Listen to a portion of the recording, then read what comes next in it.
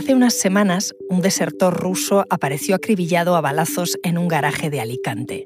Según los servicios de inteligencia, habían sido pistoleros enviados por Moscú. Era la primera vez que esto ocurría en suelo español, pero oficialmente, por parte del gobierno, sigue sin haber respuesta. En Reino Unido, casos similares han desatado investigaciones y crisis diplomáticas. Soy Ana Fuentes. Hoy en El País, España y Reino Unido. Maneras de lidiar con los asesinatos de disidentes rusos.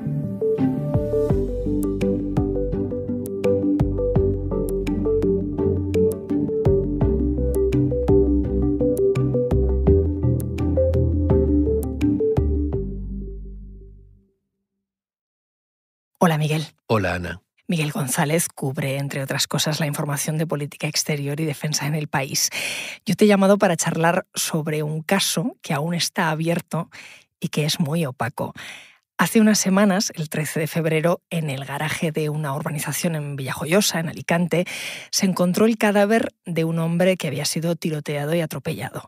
La Guardia Civil pensó en un primer momento que había sido un ajuste de cuentas entre bandas e identificó al muerto como un ciudadano ucranio de 33 años.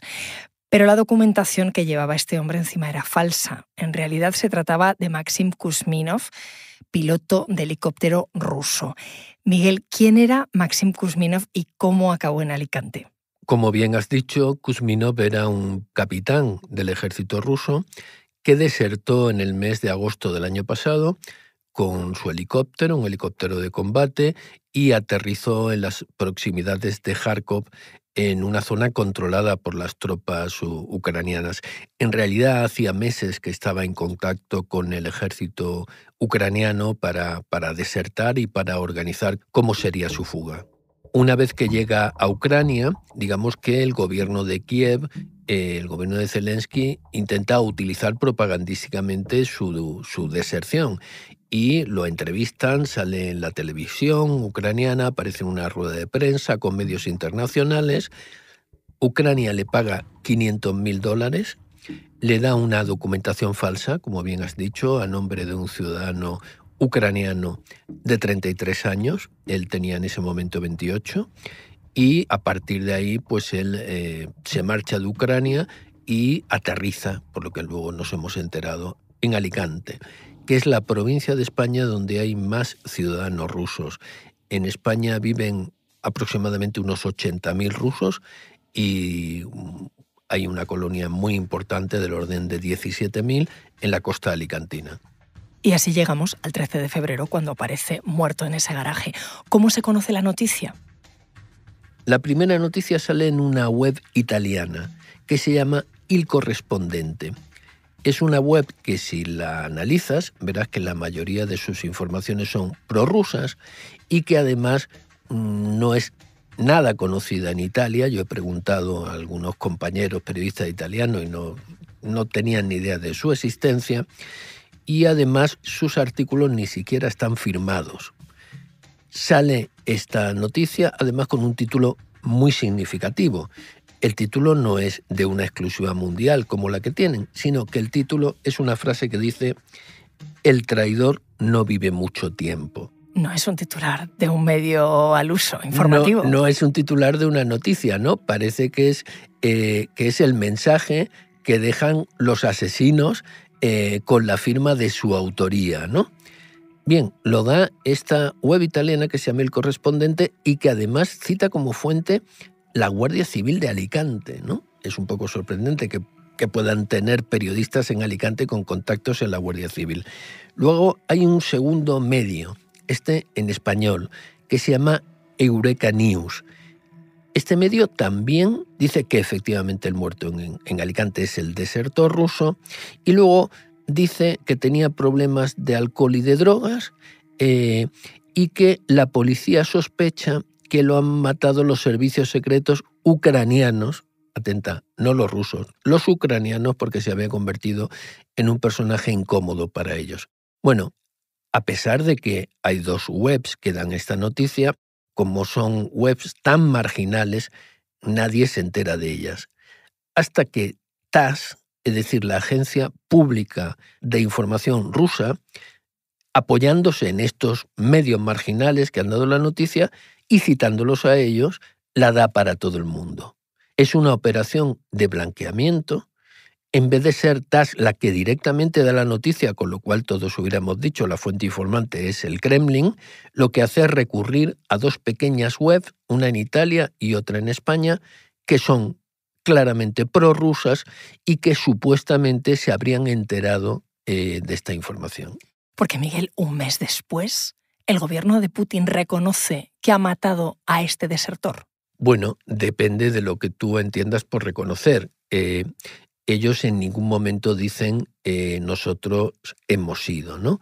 Pero aparte de esta forma de dar la noticia, que al final quien la da realmente es la agencia de noticias TASS, que es una agencia del Estado ruso, bueno, en el mes de octubre, un mes después de que ya hubiera salido Kuzminov en la televisión ucraniana y que ya conociera todo el mundo su deserción, la televisión pública, de nuevo la televisión pública rusa, entrevista a lo que dice que son agentes de operaciones especiales del servicio secreto militar ruso y dicen que han recibido la orden de eliminarlo y que, aunque ha sido acusado de traición, dice uno de ellos, probablemente no vivirá lo suficiente como para ser juzgado.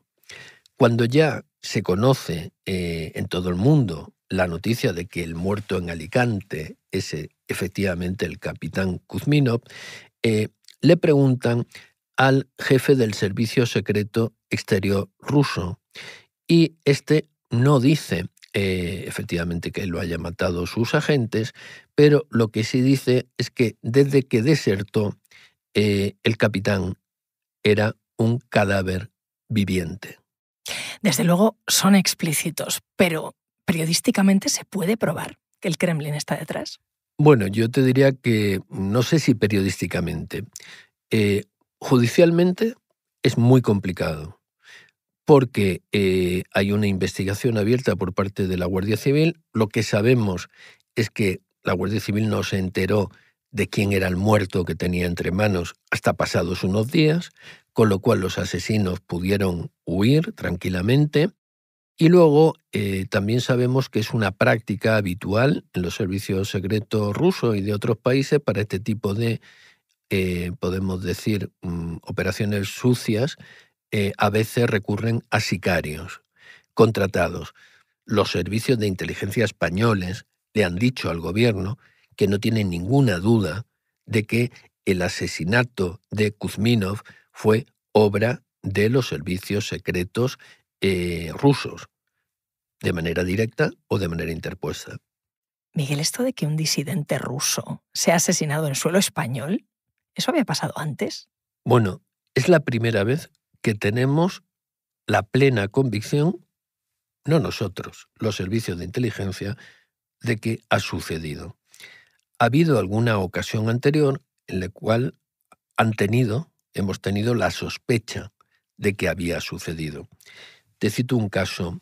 En abril de 2022, es decir, poco más de un mes después de la invasión de Ucrania por parte de Rusia, aparece en su chalet de Lloret de Mar, en la provincia de Girona, aparece muerto un oligarca ruso que se llamaba Sergei Protoseña.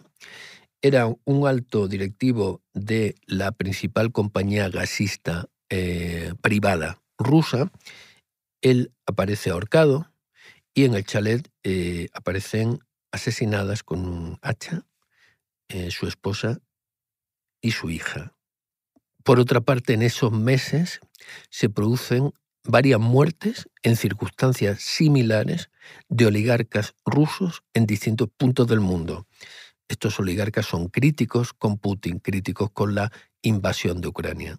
Este es el único precedente que conocemos en España, pero en otros países europeos hay muchos precedentes muy conocidos y muy importantes, por ejemplo, en el Reino Unido.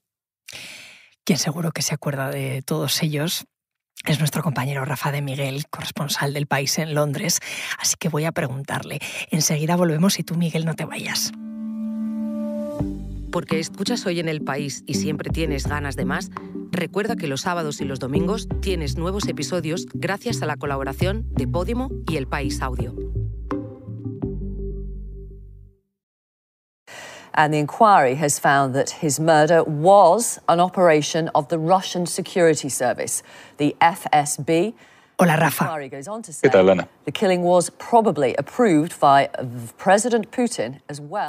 Estamos escuchando el momento en el que la cadena británica BBC daba la noticia de una probable conexión entre Putin y el asesinato de un antiguo espía ruso, Alexander Litvinenko. Esto ocurrió en 2016, pero Litvinenko, Rafa, fue envenenado en Reino Unido 10 años antes. Sí, y en principio fue un escándalo internacional y una mini crisis diplomática entre Londres y Moscú. Pero no se fue mucho más allá de la retórica, porque entonces no existía mucho interés por parte del gobierno británico de enturbiar o de complicar sus relaciones con la Rusia de Vladimir Putin. Litvinenko trabajaba en aquel momento para el MI6 británico y había colaborado también con los servicios secretos españoles. De hecho, es gracias a él que se consigue detectar la presencia de mafiosos rusos en España. Al final, fueron los servicios de seguridad rusos los que intentaron acabar con él, con el propio Litvinenko, a través del suministro de una sustancia radioactiva llamada polonio. Dos agentes especiales, Andrei Lugovoy, que acabó luego como diputado ruso, y otro llamado Dmitry Kovtun. Como digo, al principio hubo un escándalo internacional potente, pero no llegó a más. Fue años después cuando la cosa cambió y el gobierno británico incluso permitió que se pusiera en marcha una investigación independiente para resolver el caso Litvinenko. Russia's record of conducting state-sponsored assassinations and our assessment that Russia views some defectors as legitimate targets for assassinations. Estamos escuchando a la que entonces era primera ministra británica, Theresa May, que fue la que señaló directamente la mano del espionaje militar ruso en aquel crimen. Ella fue, Rafa, la primera que puso el tema sobre la mesa, ¿no? ¿Con qué consecuencias? Bueno, las consecuencias son las que llevamos arrastrando hasta ahora y que tienen mucho que ver también con la actual invasión de Ucrania, que ha empeorado todavía más la situación. Todo cambia a partir de 2014, cuando la Rusia de Putin decide anexionarse Crimea y comienza una guerra absolutamente cruenta en la zona oriental de Ucrania, en la zona del Donbass. Las potencias occidentales y sobre todo el Reino Unido empiezan a cambiar drásticamente de opinión respecto a la política del Kremlin, y lo que había sido un asunto que habían preferido ignorar, a pesar de que muchas personas en el Parlamento seguían acusando directamente a Rusia y a sus tácticas sanguinarias en el exterior, pues lo que de algún modo habían decidido dejar en el cajón lo recuperaron, y el gobierno británico permitió que se pusiera en marcha una investigación independiente que señaló ya claramente a Putin y a sus sicarios como los responsables de la muerte de Litvinenko.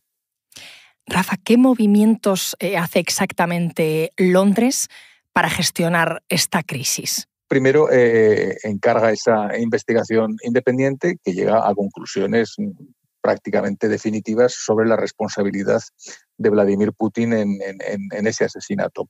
Pero todo se iba a complicar un par de años después, cuando hay un segundo asesinato, y también en territorio británico. Se produce a través, en este caso no de polonio, sino utilizando un gas nervioso llamado Novichok. Dos agentes de seguridad rusos intentan asesinar a un doble agente ruso que vivía con su hija en Salisbury, en la localidad inglesa de Salisbury.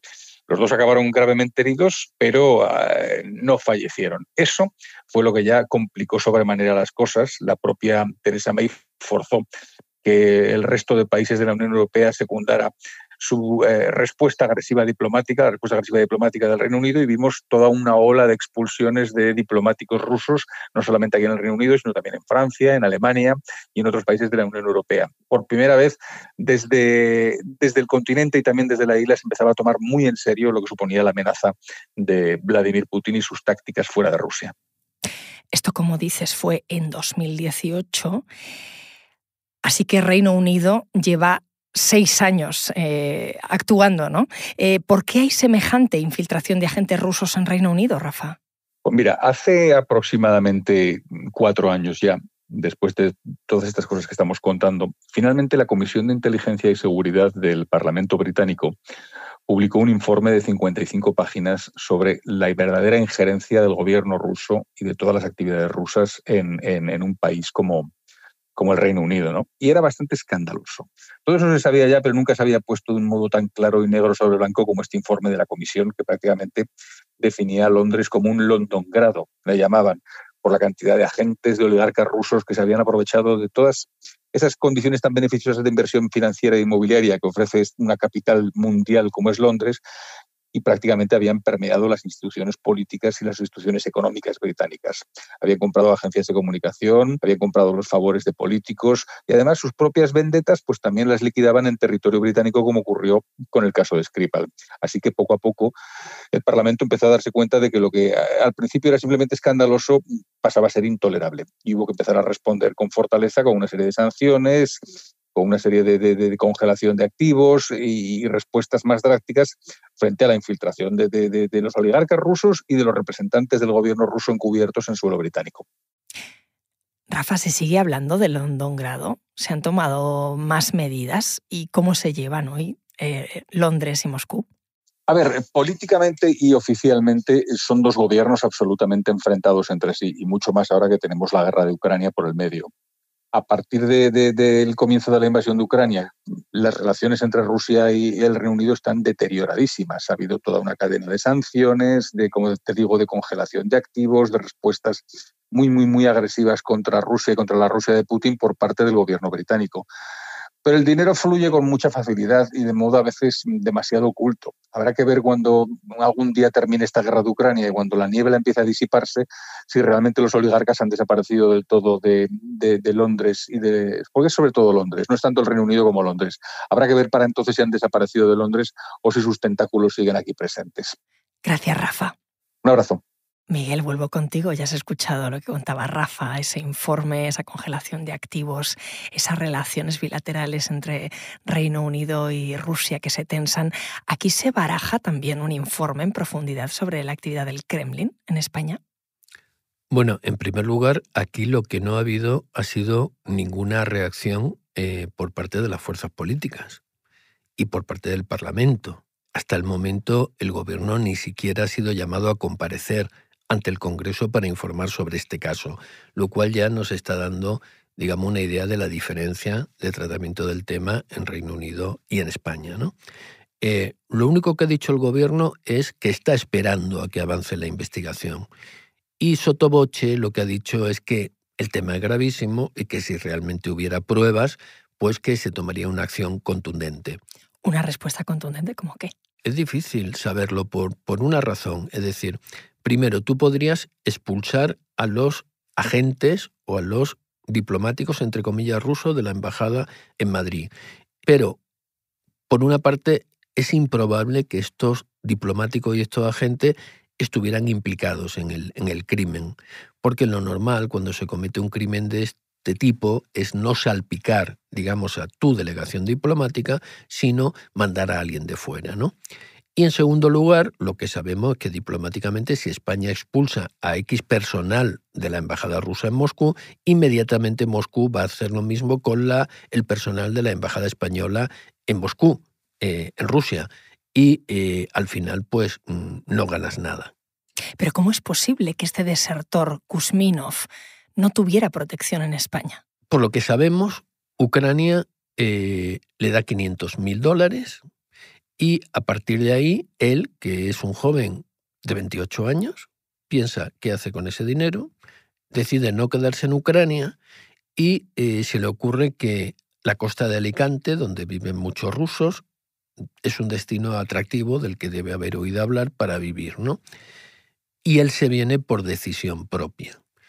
En primer lugar, venirse a vivir a un sitio donde está lleno de rusos y sabemos que uno de los fuentes de información de los servicios secretos rusos es precisamente el personal de su nacionalidad que vive en el extranjero, ¿no? Las colonias en países occidentales. Y en segundo lugar, parece que él comete alguna imprudencia como llamar a su antigua novia, que con toda seguridad tendría intervenido el teléfono por parte de los servicios secretos rusos y no le sería muy difícil localizar desde dónde le estaba llamando su antiguo novio y ahora desertor. Bueno, eso nos podría explicar cómo encuentran los rusos al capitán. Miguel, ¿Y qué pasa con los servicios secretos españoles? El CNI, no sabía que estaba aquí. El CNI pertenece a Defensa, que es lo que cubres tú, por eso te pregunto también. Efectivamente, la ministra de Defensa, Margarita Robles, lo que dijo es que el gobierno no tenía constancia de la presencia en España del capitán desertor, ¿no? Yo he hablado con el responsable del servicio secreto sobre este tema, ¿no? Del CNI. Y te dan dos versiones.